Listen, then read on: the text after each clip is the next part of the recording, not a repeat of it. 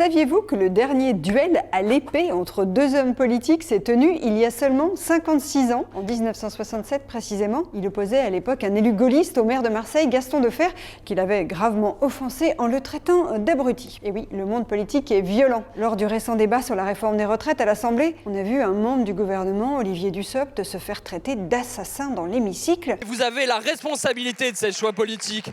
Vous êtes un imposteur et un assassin. Ou encore un député insoumis s'affichait en photo sur les réseaux sociaux avec son pied écrasant un ballon de football à l'effigie du ministre du Travail. Certains ont même failli en venir aux mains pendant les débats. Alors, pour la petite histoire, le ministre du Travail, Olivier Dussopt, n'est pas vraiment en reste question testostérone. Personne n'a craqué! Personne n'a craqué! Quand il était député, en 2014, cet enfant d'ouvrier, fils d'un carrossier, avait failli se battre avec un jeune ministre nommé Emmanuel Macron parce qu'il n'avait pas supporté de l'entendre parler des ouvriers illettrés. Les excuses les plus plates, elles vont à l'égard des salariés que j'ai pu blesser, que j'ai blessés à travers ces propos. Alors, est-ce que les députés qui ont été élus au mois de juin sont particulièrement violents? La réponse est non, au contraire. Ils s'inscrivent dans une longue tradition de brouhaha, de tensions qui ont souvent transformé l'Assemblée nationale en ring de boxe. Vous n'avez pas à frapper les pupitres, la parole est au gouvernement.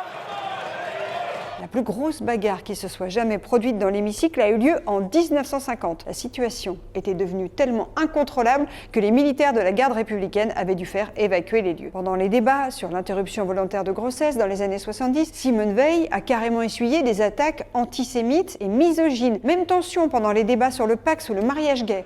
Non mais regardez le spectacle que vous êtes en train de donner!